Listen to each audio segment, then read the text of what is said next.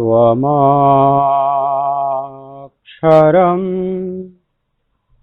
परमं वेदितव्यम्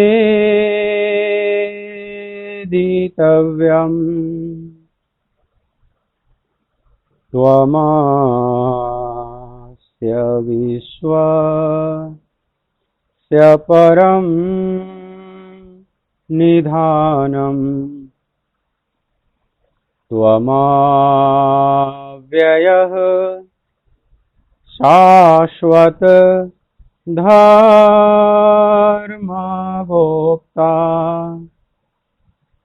सनातनस्त्वं पुरुषो मतो मे वायुर्यमोऽग्निः वरुणः शशाङ्कः प्रजापतिस्त्वं प्रपितामहश्च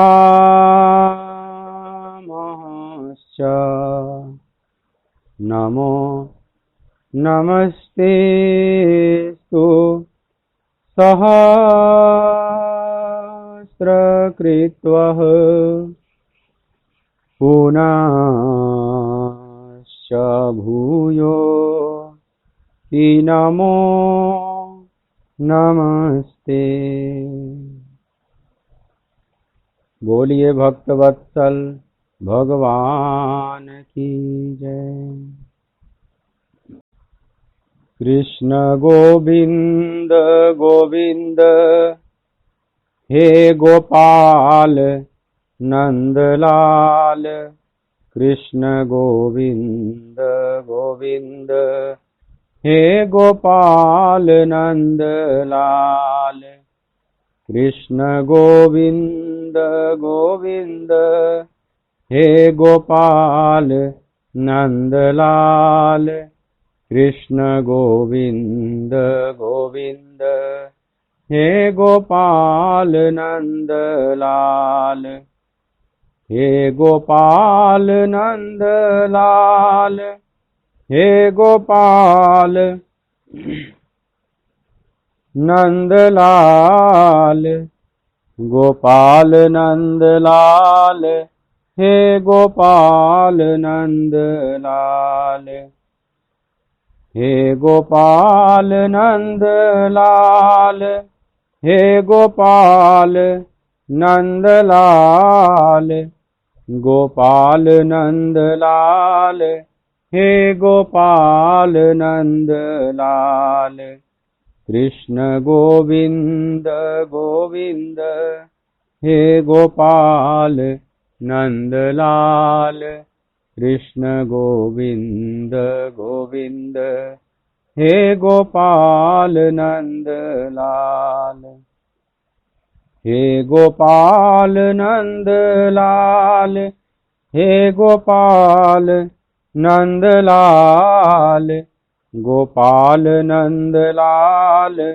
हे गोपाल नंदलाल हे गोपाल नंदलाल हे गोपाल नंदलाल गोपाल नंदलाल हे गोपाल नंदलाल कृष्ण गोविंद गोविंद हे गोपाल नंदलाल कृष्ण गोविंद गोविंद हे गोपाल नंदलाल कृष्ण गोविंद गोविंद हे गोपाल नंदलाल कृष्ण गोविंद गोविंद हे गोपाल नंदलाल कृष्ण गोविंद गोविंद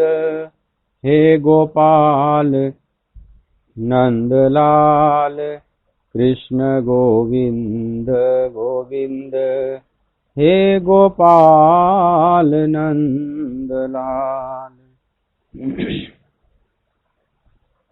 बोलिए भक्तवत्सल भगवान की। श्रीमद् भगवद गीता के प्रथम अध्याय में हम प्रवेश किए हैं।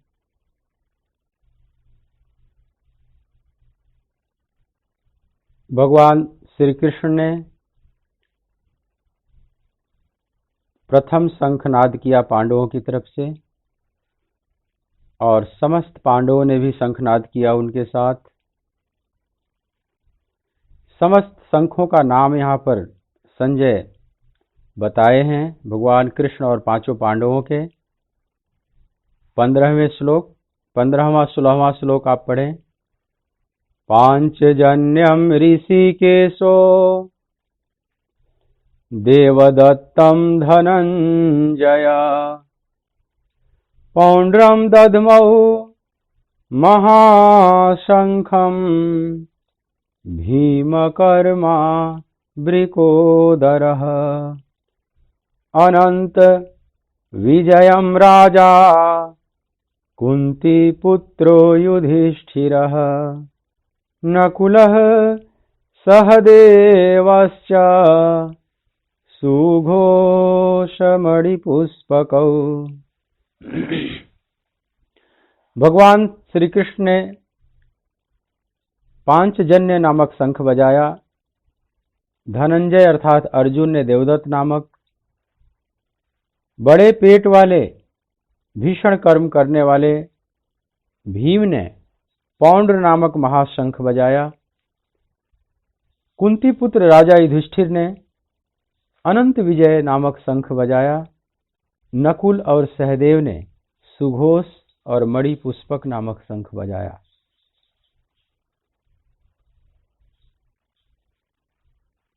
कुंती पुत्र राजा युधिष्ठिर अनंत विजय नामक शंख बजाते हैं।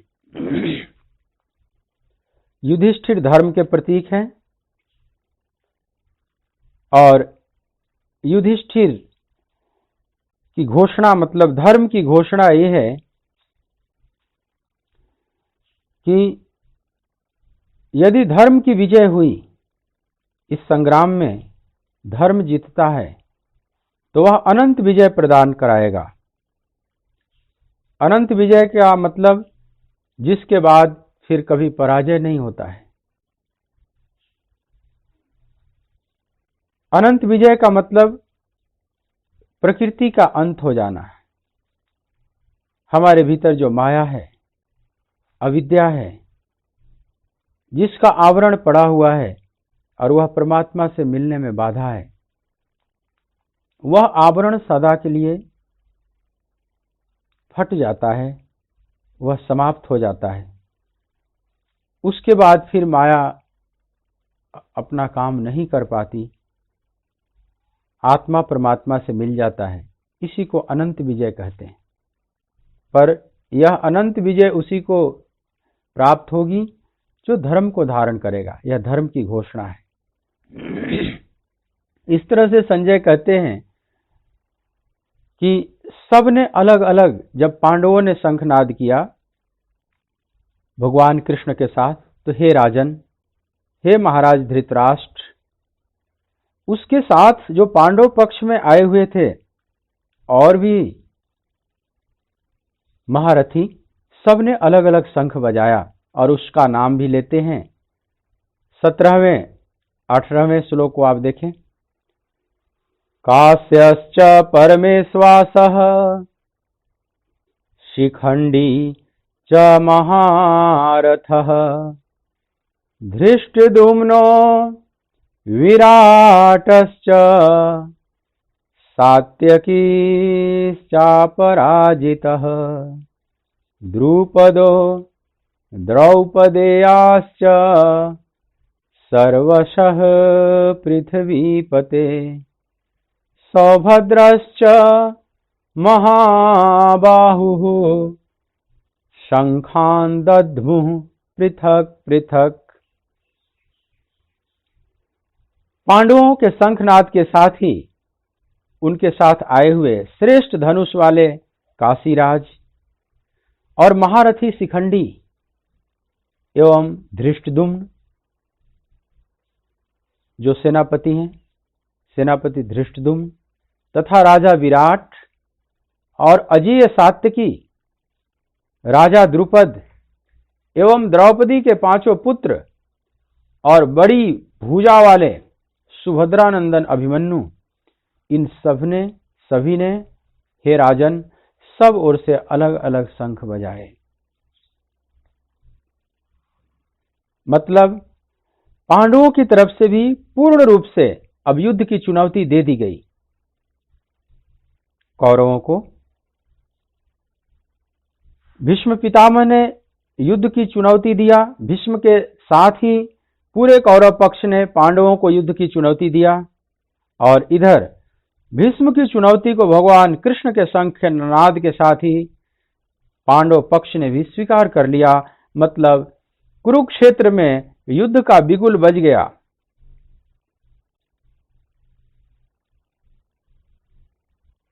यहां एक बात आप विचार कर लें कि प्रथम शंखनाद कौरवों की तरफ से हुआ, पांडवों ने पहले शंखनाद नहीं किया, ताकि आने वाला इतिहास जब वर्णन करेगा इस कथा को तो वह कहेगा कि युद्ध तो कौरवों ने करने की घोषणा की थी, पांडव तो युद्ध करने के लिए मजबूर हो गए थे, उन्हें विवश किया गया। आने वाला जो इतिहास है, भावी पीढ़ी है, वह पांडवों को दोष न दे, उन पर युद्ध थोपा गया था, करना उनकी मजबूरी है, उनको युद्ध करना ही पड़ रहा है। दूसरी बात कि जो शंखनाद हुआ है प्रथम पांडवों की तरफ से, वह भगवान कृष्ण की तरफ से हुआ। पांडवों ने भगवान कृष्ण को आगे किया, स्वयं अपने सेनापति को आगे नहीं किया। सेनापति ने प्रथम शंखनाद नहीं किया। ये बहुत विचारणीय है। यद्यपि सारथी बने हुए हैं भगवान कृष्ण अर्जुन के, लेकिन पांडवों के मन में भगवान के प्रति जो भगवत्ता है उसमें कोई अश्रद्धा नहीं हुई है। ये तो सारथी हैं, ये तो सेवक हैं, इनको हम क्यों आगे करें। वो तो सारथी प्रेम में बने हुए हैं, प्रेम में उनको पांडवों ने भी बनाया है, लेकिन पांडवों के मन में पूरा आदर है, भगवान की भगवत्ता के प्रति पूरा आदर है। और यह इस बात का प्रतीक है कि पांडवों ने भगवान कृष्ण को आगे किया, स्वयं पांडव आगे नहीं आए। मानो युधिष्ठिर कह रहे हैं कि हे केशव, जिस प्रकार से आप अर्जुन के रथ का बागडोर संभाले हुए हैं, प्रभु हमारे जीवन के बागडोर भी आप ही संभाले हुए हैं। इसलिए हे गोविंद, पितामह भीष्म के शंख का उत्तर आप दीजिए, और इस युद्ध में हम आपकी छत्र छाया में पीछे पीछे चलेंगे। आप चाहे प्रत्यक्ष रूप से युद्ध नहीं भी करेंगे, प्रत्यक्ष रूप से शस्त्र नहीं भी उठाएंगे, लेकिन आप चाहे जैसे भी रहेंगे इस युद्ध में, हम आपकी छत्र छाया में ही युद्ध करेंगे। आपको छोड़कर हम किसी को भी नहीं जानते। तुम्हें छाड़ी गति दूसर नाही। प्रभु तुम्हें छोड़कर हमारा और कोई आधार नहीं और कोई गति नहीं। यहां पर पांडवों ने बहुत विवेक का परिचय दिया। भगवान कृष्ण को आगे करके पांडवों ने, युधिष्ठिर ने बहुत विवेक का परिचय दिया है। अब सारा भार इस युद्ध का कृष्ण पर आ गया। दुर्योधन ने कहा था ना कि बलम भीमाभिरक्षितम, पांडवों की सेना भीम द्वारा रक्षित है, हमारी सेना भीष्माभिरक्षितम है। लेकिन दुर्योधन के इस समीकरण को पांडवों ने फेल कर दिया। पांडवों ने मानो दुर्योधन को कहा, एक संदेश दिया भगवान कृष्ण को आगे करके कि ऐ गांधारी नंदन, हम अपने बल पर आश्वस्त नहीं हैं, हम अपने बल पर बलवान्वित नहीं हैं। हमने जिसको आगे किया है, हम तो उसके बल के भरोसे हैं। तुम्हें दिखाई पड़ रहा है कि बलम भीमाभिरक्षितम, लेकिन नहीं, हम कृष्णाभिरक्षितम है।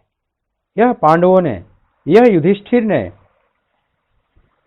संकेत दे दिया दुर्योधन को। दुर्योधन भी घबराया होगा, दुर्योधन भी सोचा होगा कि किससे शंखनाद करा रहे हैं, ये तो युद्ध भी नहीं करेंगे, इनसे शंखनाद क्यों करा रहे हैं। लेकिन पांडवों के तो सर्वस्व वही है।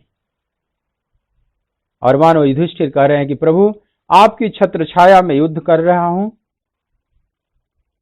जो भी प्रसाद स्वरूप दे दोगे। अब मैं ये भी नहीं जानता कि मुझे विजय मिलेगी या पराजय मिलेगी। जो भी स्वाद चखना होगा विजय अथवा पराजय का, हम सब चखेंगे। तुम जो भी दे दोगे वह हमारे लिए प्रसाद होगा। भगवान के हाथ में सौंपकर यही कहना चाह रहे हैं पांडव। और यही भक्त का लक्षण है। भक्त हर कार्य में भगवान को आगे रखता है, प्रभु को आगे करके वो पीछे चलता है। प्रभु की छत्र छाया में जो भी आप कार्य करें, यहां पांडवों से प्रेरणा लें कि जो भी कार्य करें जीवन के, सब में प्रभु आगे हो, हम पीछे। और बड़ा यहां सौंदर्य हुआ जब भीष्म ने शंखनाद किया और इसका प्रत्युत्तर दिया भगवान कृष्ण ने।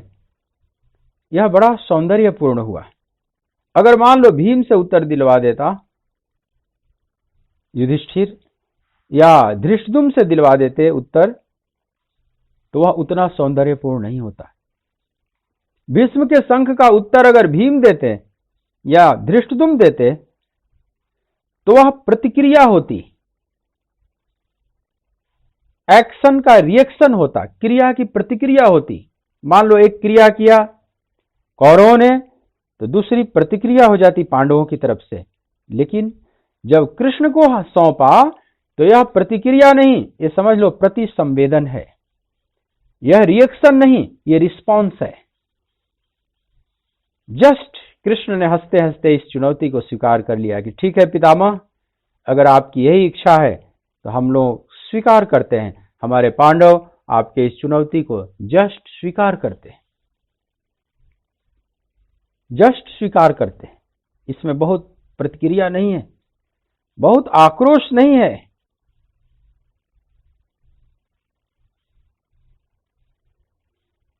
तो एक बड़ा सौंदर्य है। कृष्ण ने हंसते हंसते इसको स्वीकार कर लिया, ठीक है। और भगवान को आगे करके पांडव ये कहना चाहते हैं कि हर कार्य में प्रभु को ही आगे रखना चाहिए। अगर वे हमारी छत्र छाया के रूप में हैं तो फिर हमारा कौन क्या बिगाड़ लेगा।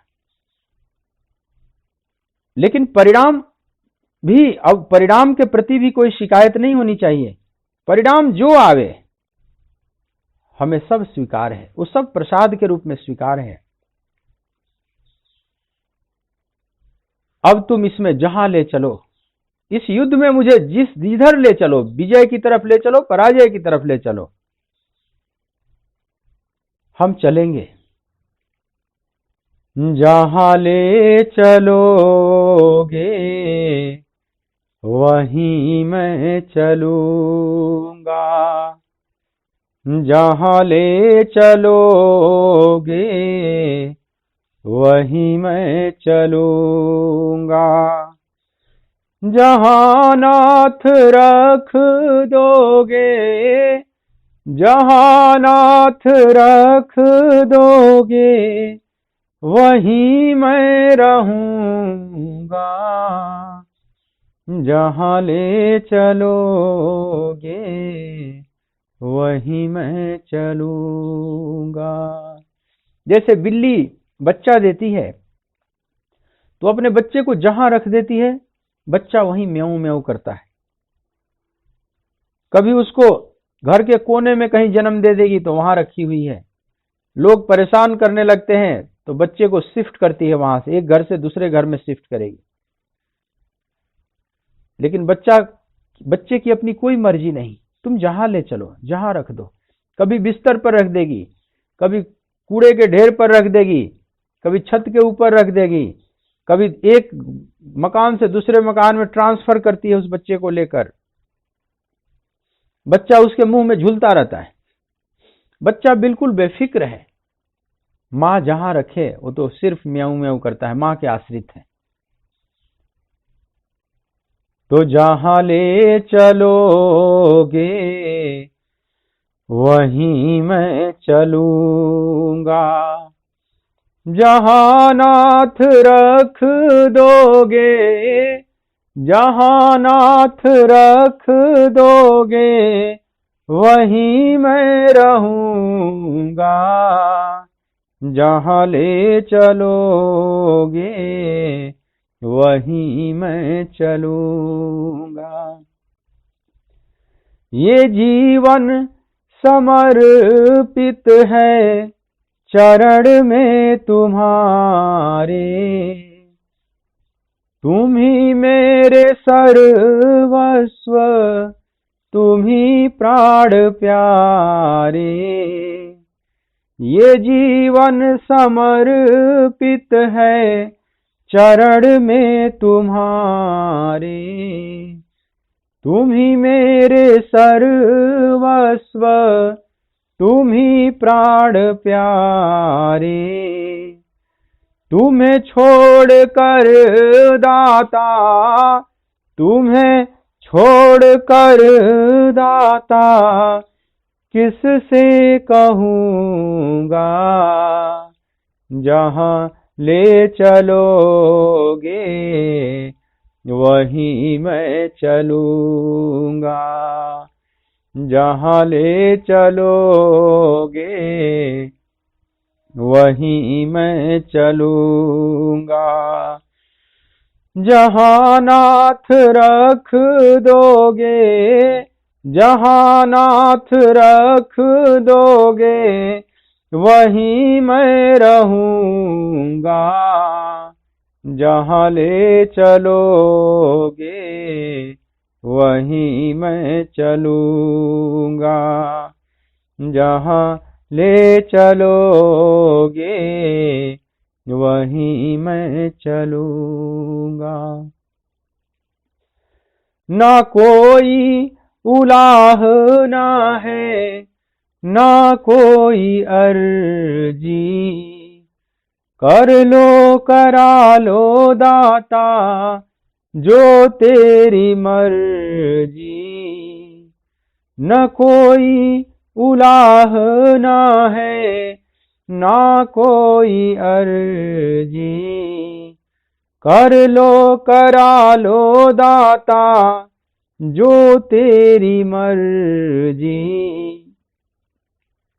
कहना भी होगा तो मैं, कहना भी होगा तो मैं तुम्ही से कहूँगा, जहाँ ले चलोगे वहीं मैं चलूँगा, जहाँ ले चलोगे वहीं मैं चलूँगा। दयानाथ दयनीय मेरी अवस्था, तेरे हाथ में अब मेरी सारी व्यवस्था। दयानाथ दयनीय मेरी अवस्था, तेरे हाथ में अब मेरी सारी व्यवस्था।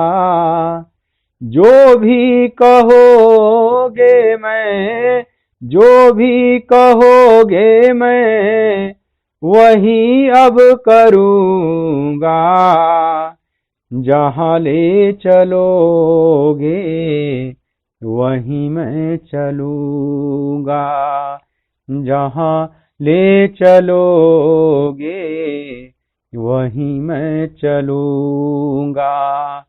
जहाँ नाथ रख दोगे, जहाँ नाथ रख दोगे वहीं मैं रहूँगा, जहाँ ले चलोगे वहीं मैं चलूंगा, जहां ले चलोगे वहीं मैं चलूंगा, जहां ले चलोगे वहीं मैं चलूंगा।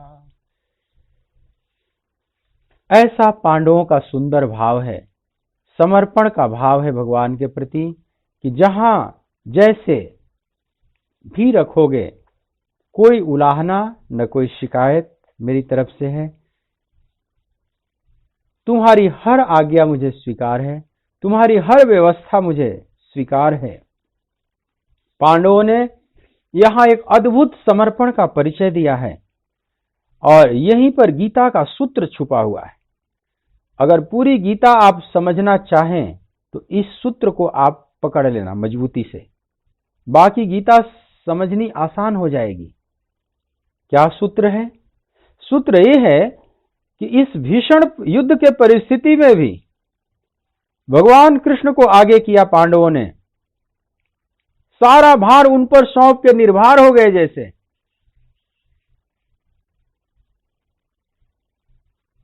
तेरे हवाले मेरी गाड़ी, तू जाने तेरा काम जाने।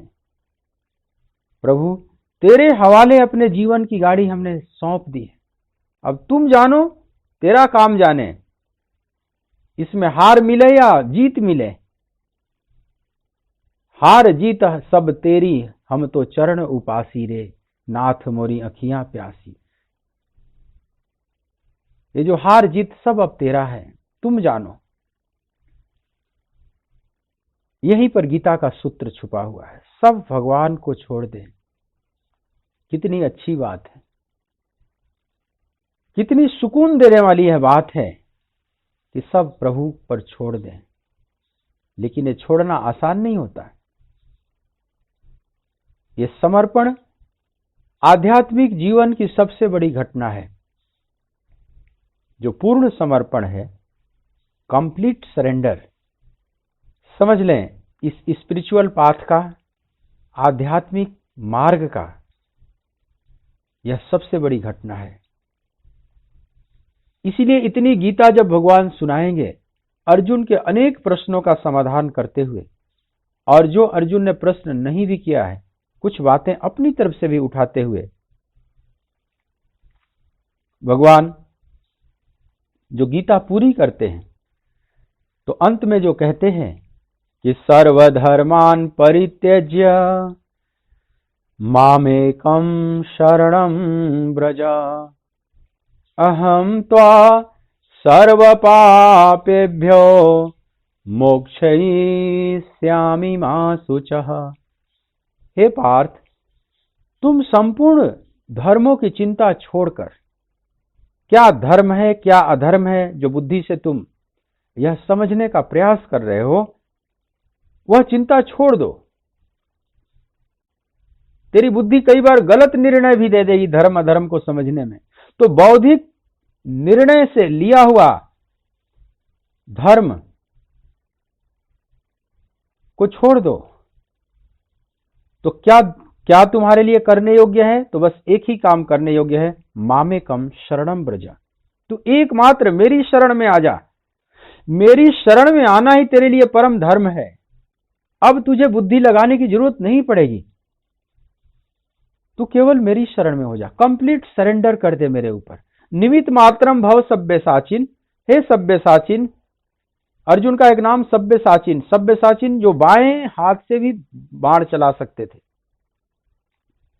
दाएं हाथ से भी उतनी कुशलता से युद्ध कर सकते थे, धनुष बाण चला सकते थे, और बाएं हाथ से भी, इसलिए सब्यसाची, जो बाएं हाथ से भी धनुष बाण चलाता है।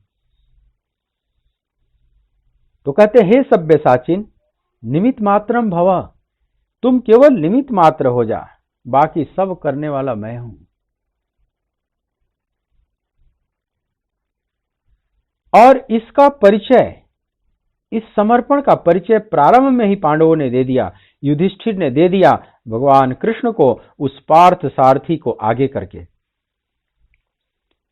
तो संजय धृतराष्ट्र को कहते हैं कि राजन, भगवान कृष्ण के साथ पांडवों ने और समस्त महारथियों ने शंखनाद किया। अभी जो पांडवों की तरफ से शंखनाद हुआ, इसकी प्रतिक्रिया क्या हुई कौरवों के हृदय में, इसका भी वर्णन संजय कहते हैं। अब 19वें श्लोक में आप देखें कि क्या प्रतिक्रिया हो रही है कौरवों के हृदय में जब पांडवों ने शंखनाद किया।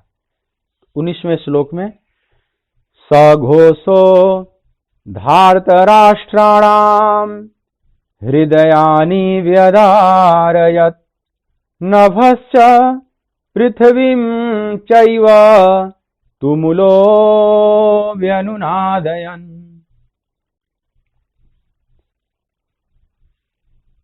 जब पांडवों ने शंखनाद किया तो संजय कहते हैं कि और उस भयानक शब्द ने आकाश और पृथ्वी को भी गुंजाते हुए धार्त राष्ट्रों के यानी आपके पक्ष वालों के हृदय विदीर्ण कर दिए। एक बहुत यहां महत्वपूर्ण बात संजय कहते हैं धृतराष्ट्र से कि जब पांडवों ने शंखनाद किया तो जैसे नभस्य पृथ्वीम चैव, आकाश और पृथ्वी दोनों कंपित हो गई, गुंज गई। धरती और आकाश उस भयानक नाद से व्याप्त हो गया और उस भयानक नाद ने धार्तराष्ट्राणाम माने धृतराष्ट्र पुत्रों को, आपके पुत्रों को, कौरवों को, उनके हृदय को हृदयानि व्यधारयत्, हृदय को विदीर्ण कर दिया। ये जो हृदयानि व्यधारयत् है ये अंडरलाइन करने लायक है। ध्यान दें, जब कौरवों ने शंखनाद किया तो पांडवों का हृदय विदीर्ण नहीं हुआ, लेकिन जब पांडवों ने शंखनाद किया तो कौरवों का हृदय विदीर्ण हो गया। क्यों? क्योंकि पांडव जानते हैं कि हम सत्य के मार्ग पर हैं, हमने अन्याय नहीं किया है। हमने तो अभी तक बचपन से लेकर आज तक सिर्फ अन्याय को सहा है, हमने किसी पर अन्याय नहीं किया है। तो अंदर से मजबूत हैं, वे जानते हैं हम धर्म के मार्ग पर हैं, हम सत्य के मार्ग पर हैं। तो जो अंदर से जानता है कि मैं सत्य के मार्ग पर हूं वो कंपित नहीं होता। सामने वाला कितना भी आरोप लगावे, उस पर कितना भी झूठा आरोप लगाया जाए, वो अंदर से कंपित नहीं होगा। एक खास बात है। और जो गलत व्यक्ति है ऊपर से कितना भी सत्यवादी बनने का चोला ओढ़ ले कि मैं बिल्कुल ठीक हूं, लेकिन अंदर से वो कंपित रहता है। कौरव गलत हैं, इसलिए अंदर से उनका हृदय बिल्कुल विदीर्ण हो गया पांडवों के शंखनाद के साथ ही। जबकि कौरवों की तरफ 11 अक्षौणी सेना है, पांडवों की तरफ मात्र 7 अक्षौणी सेना है।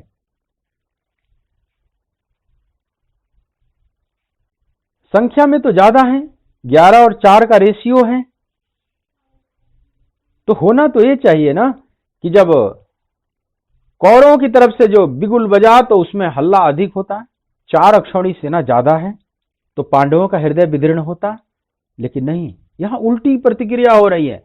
पांडवों के उस घोष ने, उस उद्घोष ने, तुमुल घोष ने धरती और आकाश को कंपायमान करता हुआ, गुंजायमान करता हुआ आपके पुत्रों के हृदय को विदीर्ण कर दिया।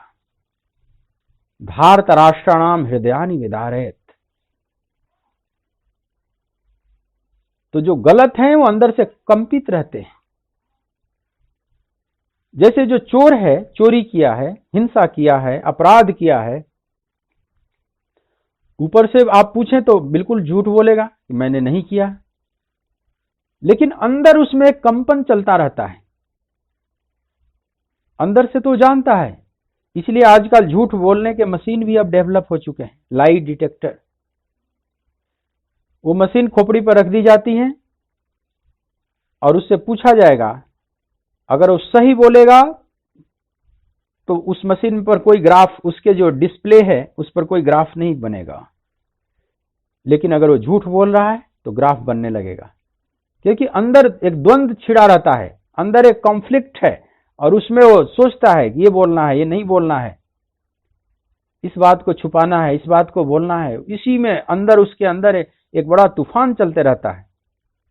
कैसे छुपाऊं, कैसे ढकूं अपने झूठ को, कैसे नकली सिक्का को चलाऊं असली बनाकर, इसी में वह उलझा रहता है। तो उसका जो अंतःकरण है, जो मनस्पटल है, वो बड़ा कंपित रहता है और उस कंपन का प्रभाव उसके बॉडी पर भी पड़ता है, उस सूक्ष्म कंपन को। क्योंकि जो मन है वो भी तो सूक्ष्म शरीर है ना, मन सूक्ष्म शरीर है। यह जो स्थूल शरीर है आपके सामने पांच भौतिक, ये उसी का स्थूलतम रूप है। दोनों शरीर ही हैं, मन सूक्ष्म शरीर है, ये स्थूल शरीर है। उस सूक्ष्म शरीर का ही स्थूलतम अभिव्यक्ति ये शरीर है पांच भौतिक, या दूसरी तरफ से कह सकते हैं इस स्थूल शरीर का ही सूक्ष्मतम अभिव्यक्ति है मन, जो सूक्ष्म शरीर है। दोनों एक ही हैं, एक ही चीज के दो छोर हैं। तो मन में हलचल हुआ तो उसका प्रभाव स्थूल शरीर पर भी आता है कहीं ना कहीं, और वो सूक्ष्म मशीन उस तरंगों को पकड़ लेता है और वो ग्राफ दिखाने लगता है कि ये व्यक्ति झूठ बोल रहा है। तो अंदर के मन से कैसे भागोगे? ऊपर से तो आप सत्यवादी बन जाओ, हरिश्चंद्र बन जाओ, जग से चाहे भाग ले कोई, मन से भाग न पाए, तोरा मन दर्पण कहलाए। मन ही ईश्वर, मन ही देवता, मन ही ईश्वर, मन से बड़ा न कोई। मन ही देवता, मन ही ईश्वर, मन से बड़ा न कोई। मन उजियारा जब जब फैले, मन उजियारा जब जब फैले, जग उजियारा होए। जग से चाहे भाग ले कोई, मन से भाग न पाए, तोरा मन दर्पण कहलाए, तोरा मन दर्पण कहलाए। भले बुरे सारे कर्मों को, भले बुरे सारे कर्मों को देखे और दिखाए, तोरा मन दर्पण कहलाए, तोरा मन दर्पण कहलाए। तो चाहे संसार से कोई भाग जाए या संसारियों के सामने झूठ बोल दे, लेकिन मन से कैसे भागेगा? उसका मन, अचेतन मन तो कहता रहेगा, जो सबकॉन्शियस माइंड है वो तो कहता रहेगा कि तुमने गलत किया है। तो कौरवों का जो सबकॉन्शियस माइंड है, जो अचेतन मन है, वह कह रहा है कि तुम लोग गलत हो, तभी तो वे कंपित हो गए। हृदयानि विदारयत्, हृदय को विदीर्ण कर दिया। सत्यवादी विदीर्ण नहीं होता। आजादी की लड़ाई में कई स्वतंत्रता सेनानी फांसी पर चढ़ गए और हंसते हंसते चढ़े। भगत सिंह के बारे में कहा जाता है कि उनका जब वजन नापा गया, उस समय जब फांसी का फंदा गले में डाला जाने लगा, उस समय उनका वजन किया गया तो वजन पहले से और बढ़ गया था, और उस फांसी के फंदे को स्वयं ही लेकर, जल्लाद के डालने से पहले ही स्वयं ही लेकर डाल लिया अपने गले में। माए रंग दे बसंती चोला। जैसे यह महावीर उसको वर्ण करने जा रहा है, उस मौत को वर्ण करने जा रहा है और जानता है कि हमारी मौत की गूंज पूरे भारत में गूंजेगी और ब्रिटिश राज्य को अब अपना पांव जमाना करीब करीब असंभव हो जाएगा। ब्रिटिश साम्राज्य का पांव उखाड़ने में हमारी मौत की गूंज बहुत काम करेगी। तो एक तरह से वो मर नहीं रहा है, अमर हो रहा है। वो सहयोग कर रहा है उस आजादी की लड़ाई में। तो बड़ा सीना फूला हुआ है। उनके पत्रों से भी लगता है कि वे दुखी नहीं है, अंदर से उदास नहीं है, बड़े खुश हैं। और वजन जैसे वो प्रतीक्षा ही कर रहे हैं, इस मौत को वर्ण करने की जैसे वे प्रतीक्षा कर रहे हैं। और वे जानते हैं कि मैं गलत नहीं हूं, मैं ठीक हूं। हमने कभी ब्रिटेन के ऊपर जाकर अन्याय नहीं किया है, ब्रिटेन वाले आकर हमारे ऊपर अन्याय किए हैं, इसमें मैं गलत कहां हूं? हमारे लोगों ने उन्हें नहीं सताया है, सताए तो हम जा रहे हैं। किसी भी प्रकार से हम गलत तो नहीं है हो सकते।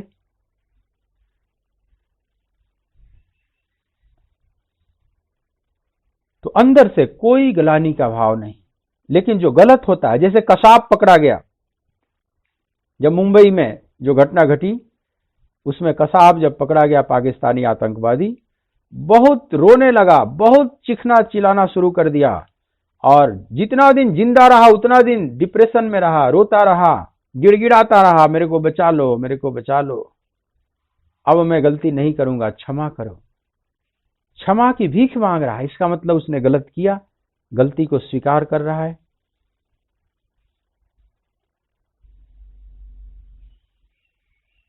वो सूख गया, उसको तो फांसी इसलिए भी जल्दी दे दी गई कि नहीं तो मर ही जाता।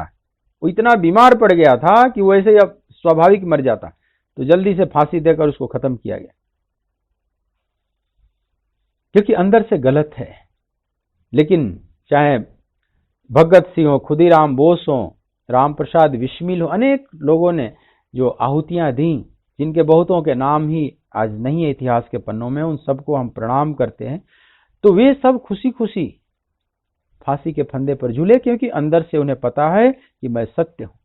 उसी प्रकार से यहां पांडवों को पता है कि हम सत्य मार्ग पर हैं, इसलिए कौरवों के शंखनाद की प्रतिक्रिया इनके हृदय में कुछ नहीं हुई, कोई कंपन नहीं हुआ, जस्ट उस चुनौती को स्वीकार कर लिया।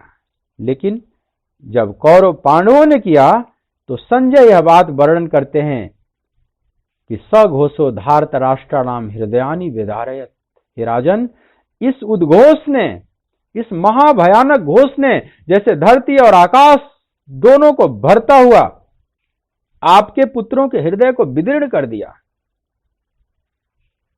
आपके पुत्र हृदय से कांप गए अंदर से। और एक बात यहां समझें कि इस सत्य बात का वर्णन संजय करते चले जा रहे हैं। ध्यान दे, संजय एक सेवक हैं धृतराष्ट्र के। सेवक को इतनी हिम्मत नहीं होनी चाहिए कि अपने स्वामी के सामने इस तरह से वर्णन, शत्रु पक्ष का इस तरह से वर्णन कर दे। युद्ध शुरू भी नहीं हुआ और ये बताने लगे कि आपके पुत्र बिल्कुल कंपित हो गए हैं। मान लो संजय को दिखाई भी पड़ रहा है, क्योंकि महर्षि व्यास ने उन्हें शक्ति दिया था कि वह देख सकते हैं दूर का, सुन सकते हैं, मतलब टेलीविजन। लेकिन किस योद्धा के मन में क्या चल रहा है यह भी पढ़ सकते हैं, मतलब टेलीपैथी। टेलीविजन के साथ साथ टेलीपैथी भी दिया है। तो संजय अंदर के मन को पढ़ रहे हैं और पढ़कर देख रहे हैं कि पांडव नहीं कंपित हुए, कौरव कंपित हो गए। ठीक है, संजय ने पढ़ के जान लिया। लेकिन यहां महत्वपूर्ण बात यह है कि संजय उस सत्य को, उस कटु सत्य को वर्णन करते चला जा रहा है धृतराष्ट्र के सामने। जरा सोचिए धृतराष्ट्र के ऊपर क्या बीतता होगा। संजय छुपा नहीं रहे। इससे एक बात पता चल रही है कि संजय संत हृदय है। अगर ये संत हृदय न होते तो ऐसा कटु सत्य बोलने की हिम्मत और किसमें हो सकती है। वो ठकुर सुहाती नहीं बोल रहे हैं, जो है वो बोल रहे हैं। और क्यों ऐसा बोल रहे हैं, ऐसा कड़वा शब्द भी क्यों बोल रहे हैं जो धृतराष्ट्र को बड़ा बेकार लगता होगा कि हमारे पुत्र कंपित हो गए। संजय की करुणा है। संत हृदय कड़वा भी बोलता है तो उसमें उसकी करुणा होती है। वो कड़वा में भी करुणा छुपी रहती है। क्या करुणा है? करुणा ये है, संजय समझ गए कि जहां योगेश्वर कृष्ण है, यत्र योगेश्वरः कृष्णो यत्र पार्थो धनुधरः तत्र श्रीर विजयोर भूति ध्रुवा नीतिर्मतिर्मम। जहां योगेश्वर कृष्ण है, जहां गांडीवधारी अर्जुन है, वहीं विजय है, विभूति है, अचल नीति है, माने धर्म है, श्री है, सब है। मतलब धर्म के पक्ष में पांडव खड़े हैं महाराज, क्योंकि स्वयं भगवान कृष्ण है उनके साथ। तो जहां कृष्ण है वहीं धर्म है, वहीं विजय भी होगी। कितना कठोर ये शब्द निर्णय देता है संजय। गीता के अंतिम श्लोक को आप देखेंगे तो संजय का निर्णय है, वहीं विजय उन्हीं की होगी। यह बात कहना आसान नहीं है, यह बात कहना बहुत कठिन है। एक सेवक को अपने स्वामी के सामने, राजा के सामने इस तरह से कह दे कि विजय उन्हीं की होगी, अभी युद्ध प्रारंभ ही नहीं हुआ, ये कौन हिम्मत ऐसा कर सकता है? ये तो बहुत बड़ा संत हृदय हो। लेकिन प्रश्न उठता है कि संजय ऐसा अपना निर्णय क्यों देते हैं? तो संजय संत हृदय हैं, वे चाहते हैं कि अभी भी धृतराष्ट्र जो हमारे महाराज हैं इनकी बुद्धि घूम जाए, इनको सद्बुद्धि आ जाए और युद्ध विराम की घोषणा करा दें, ये महाविनाश से बचा लें मानवता को। इसी आशा में चाहे विदुर हैं चाहे संजय हैं, कई बार सच्चाई का बयान करते हैं, लेकिन धृतराष्ट्र को अच्छा नहीं लगता था। विदुर की बातें अच्छी नहीं लगती थी, लेकिन विदुर हित में बात करते थे। उसी तरह से संजय हित में बात कर रहे हैं, लेकिन धृतराष्ट्र को यह बात अच्छी नहीं लग रही है। धृतराष्ट्र इतना अंदर से बंद हो चुका है कि बिल्कुल सुनने के लिए तैयार ही नहीं, जैसे कुल का महाविनाश ये देखना ही चाहता है। लेकिन संत अपना प्रयास करते हैं, संजय अपना प्रयास कर रहे हैं, जो उन्हें करना था वो कर रहे हैं, जितना उनके बस में है। बाकी जो होना होगा वो तो वही होगा। लेकिन संजय ने अथक प्रयास किया है। देखो यहां भी कह दिया कि हृदयानि वेदारयत, आपके पुत्रों का हृदय कंपित हो गया। और गीता का जो अंतिम श्लोक है संजय के ही वक्तव्य से महर्षि व्यास पूरी कर रहे हैं। एक बड़ा आश्चर्य है, गीता भगवान कृष्ण के अंतिम वक्तव्य या अर्जुन के अंतिम वक्तव्य के साथ पूरी हो जानी चाहिए। इसमें संजय को क्यों लाया? 4 श्लोक जो अंतिम 5 श्लोक है, गीता का जो अंतिम 5 श्लोक है वो संजय से पूरा कराया गया है। क्यों? क्योंकि संजय ने सच्चाई का बयान कर दिया। उस अद्भुत संवाद को सुनकर अपने को बड़ा रोमांचित महसूस कर रहे हैं। राजन संस्मृत्य संस्मृत्य संवादम इमम अद्भुतम केशवार्जुनयोः पुण्यम हृष्यामि च मुहुर्मुहुः। हे राजन, अंतिम आप देखिए 76वां श्लोक, 77, 76, 77, 78, आप 3 श्लोकों में संजय का रोमांच देखें जरा कि राजन, हे राजन, मैं भगवान श्री कृष्ण और अर्जुन के, केशव और अर्जुन के बीच जो पुण्यमय संवाद घटित हुआ, उस अद्भुत संवाद को संस्मृत्य बार बार याद कर करके हृष्यामि च मुहुर्मुहुः, बार बार मैं हर्षित हो रहा हूं राजन, बार बार मेरे अंदर हर्ष उत्पन्न हो रहा है, क्योंकि इतना अद्भुत संवाद मैंने कभी सोचा ही नहीं था कि मुझे सुनने को मिलेगा, मुझ सामान्य नाचीज को सुनने को मिलेगा। इस युद्ध के भीषण माहौल में ऐसा संवाद भी घटित हो सकता है। मैं जब याद करता हूं तो हृष्यामि च मुहुर्मुहुः तच्च संस्मृत्य संस्मृत्य रूपम अत्यद्भुतम हरेः विस्मयो मे महान राजन हृष्यामि च पुनः पुनः। और हे राजन, हरि के उस अद्भुत रूप को देखकर, जब 11वें अध्याय में अर्जुन देखे उस रूप को, संजय भी देख रहे थे, अर्जुन के मानस पटल पर जो भगवान का विराट रूप प्रकट हो रहा था, उस रूप को, चूंकि मन को पढ़ सकते थे ना संजय, मन रूपी पर्दे को पढ़ सकते थे, तो मन रूपी पर्दे पर अर्जुन के जो उभर रहा है भाव, उस भाव को पढ़ रहे हैं और संजय भी अब रोमांचित हो रहे हैं और कहते हैं कि राजन, फिर से मैं संस्मृत्य रूपम अत्यद्भुतम हरे, हरि के उस अद्भुत रूप का स्मरण कर करके विस्मयों में महान राजन, हे राजन, मुझे महान विस्मय हो रहा है, महान आश्चर्य हो रहा है, और हृष्यामि च पुनः पुनः, बार बार फिर हर्षित हो रहा हूं, फिर हर्षित हो रहा हूं। धृतराष्ट्र को अपने मन की बात शेयर कर रहे हैं संजय, और संजय फिर अंत में निर्णय ही दे देते हैं कि जहां योगेश्वर कृष्ण है, इतना रोमांचित हो जाते हैं कि अब वो भूल जाते हैं कि राजा हैं, अब क्या इनके मन में प्रतिक्रिया होगी, क्या मेरे को दंड देंगे या क्या करेंगे। नहीं, जो है, जो मन में भाव है, वो वाणी पर आ जा रहा है कि यत्र योगेश्वरः कृष्णो यत्र पार्थो धनुर्धरः तत्र श्रीर्विजयो भूतिर्ध्रुवा नीतिर्मतिर्मम। जहां योगेश्वर भगवान श्री कृष्ण है और जहां गांडीव धनुषधारी अर्जुन है, वहीं पर श्री है, विजय है, विभूति है और अचल नीति है। ऐसा मेरा मत है। मतिर मम। संजय के मत से गीता की पूर्णाहुति कर रहे हैं महर्षि व्यास। मतिर मम, ऐसा मेरा मत है। अपना मत सुनाने की क्या जरूरत थी राजा के सामने, और राजा के वो भी विपरीत बात जा रही है। ऐसा मत सुनाने का हिम्मत कोई साधारण कर सकता है? वो तो बहुत बड़ा संत हृदय है, वही सुना सकता है। संजय बहुत बड़े संत हृदय हैं, इस बात का पता चल रहा है। कटु सत्य भी बोले चले जा रहे हैं, धृतराष्ट्र को अच्छा नहीं लग रहा,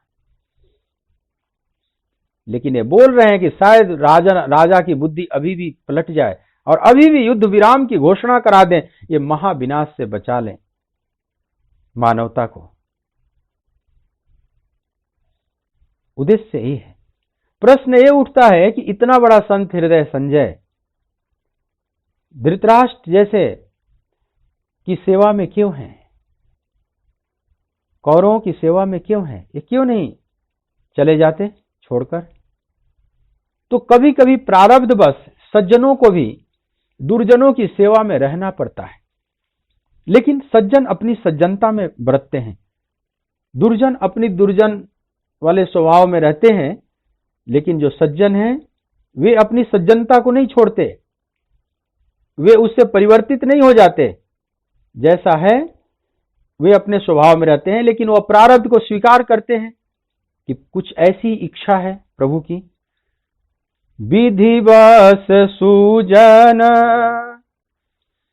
कुसंगत परहि फनिमानि सम निज गुण अनुसरहि।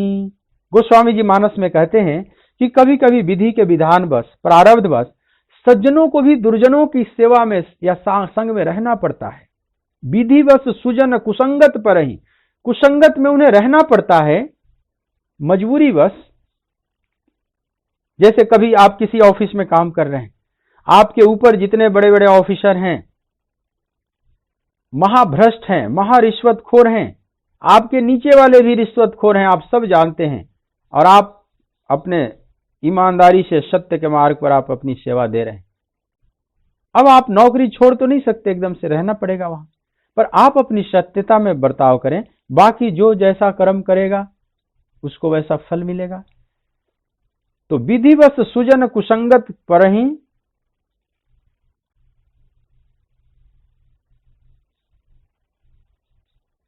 ओके, चलो फिर देख लेंगे, कोई बात। अर्णव तो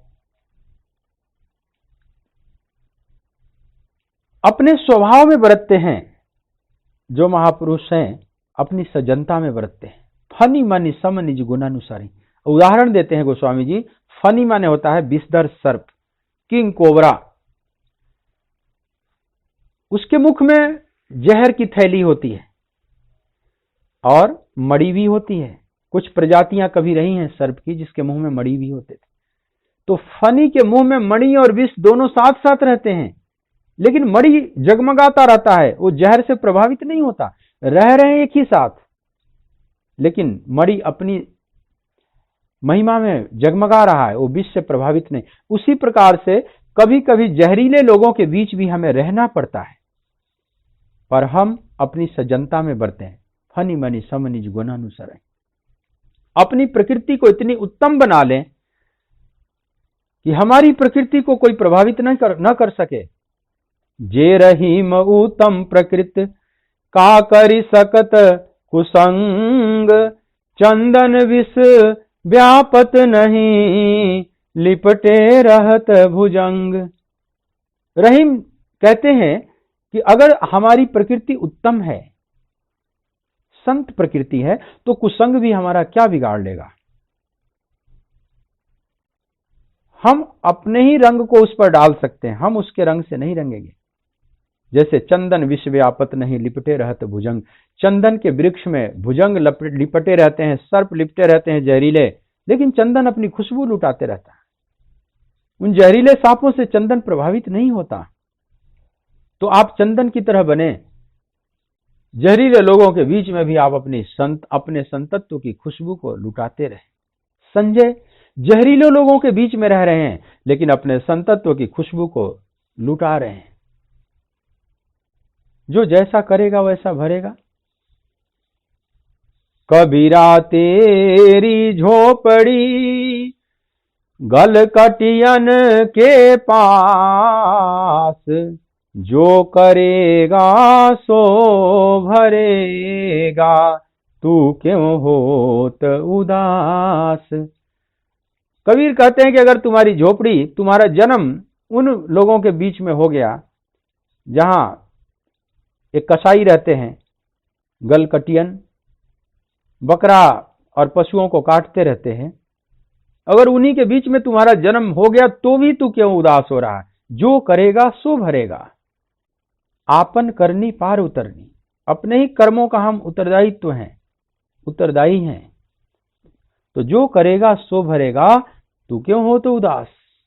आप अपनी महिमा में रहें।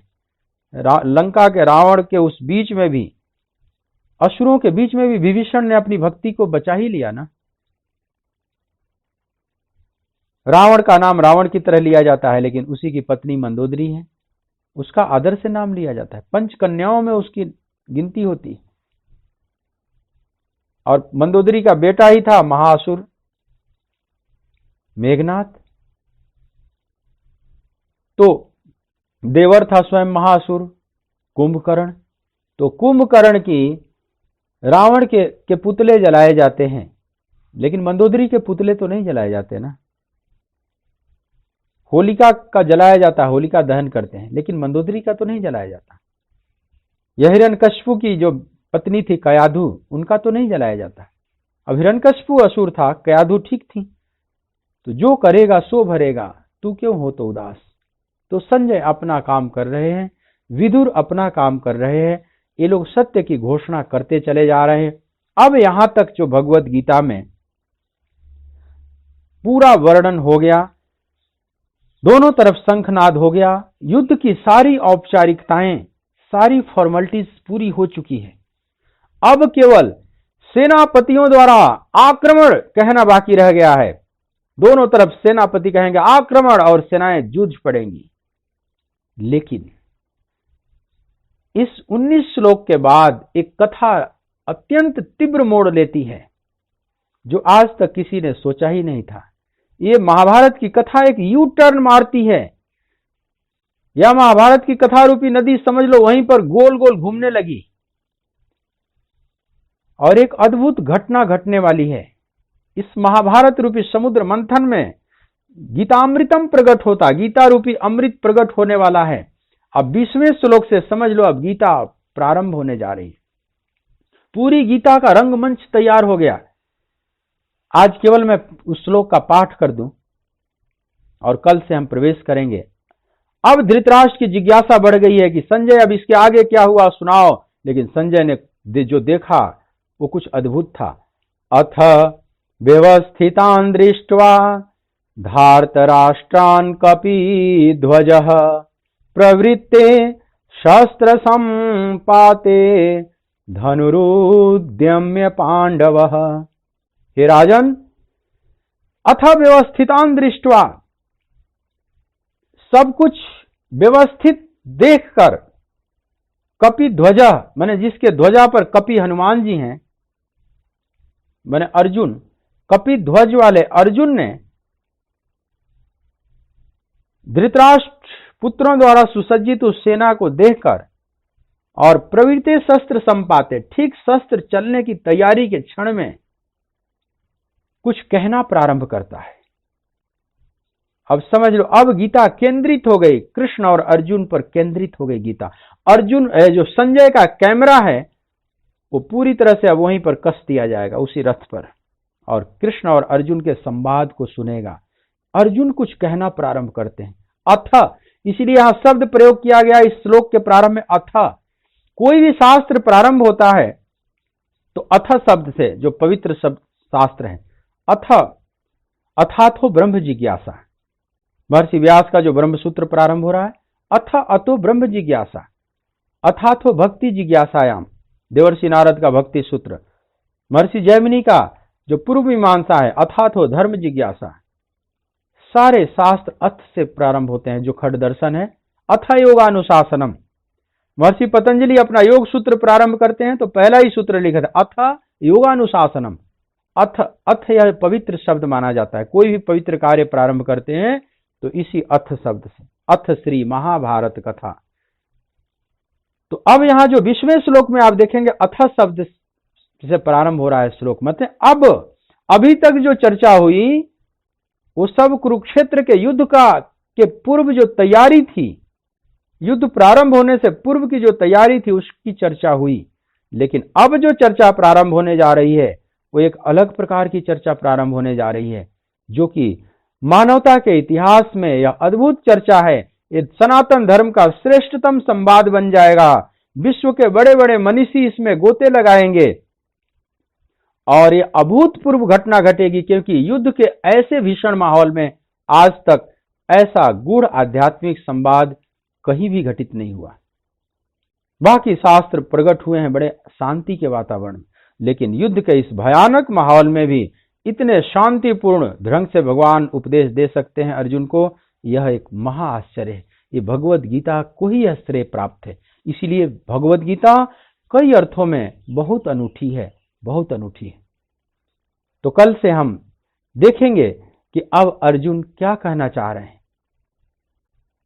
ठीक शस्त्र चलने की तैयारी के क्षण में वह कुंती पुत्र अर्जुन क्या कहना चाह रहा है। और इसके ध्वजा पर हनुमान जी हैं, कपि ध्वजः शब्द आया है। ध्वजा पर हनुमान है। ये हनुमान कैसे आ गए ध्वजा पर? त्रेता के हनुमान इस द्वापर में कैसे आ गए? और अर्जुन के रथ पर कौन सा एग्रीमेंट हुआ था दोनों में कि अर्जुन के रथ पर वे रह रहे हैं? इस कथा को भी, इस पौराणिक कथा को भी हम कल लेंगे कि अर्जुन के रथ पर हनुमान जी कैसे आए, जिससे कपिध्वजः नाम पड़ा। तो इसलिए कहीं गीता का चित्र देखेंगे रथ का तो उसके ध्वजा पर हनुमान जी का चित्र अंकित होता है। ये हनुमान कैसे आते हैं, हनुमान कौन है, इसका आध्यात्मिक मतलब क्या है, वह भी लेंगे कल के प्रसंग में। आइए 2 मिनट कीर्तन करते हैं।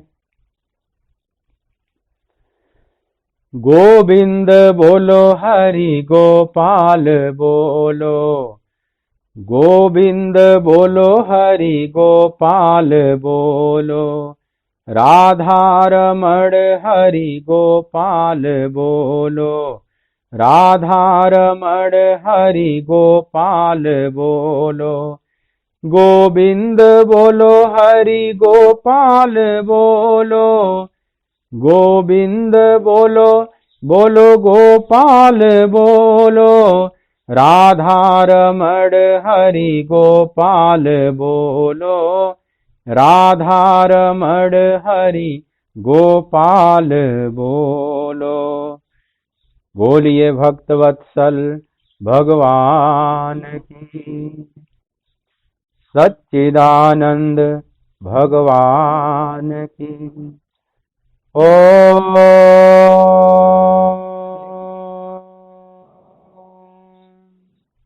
नमः पार्वती पतये हर हर महादेव।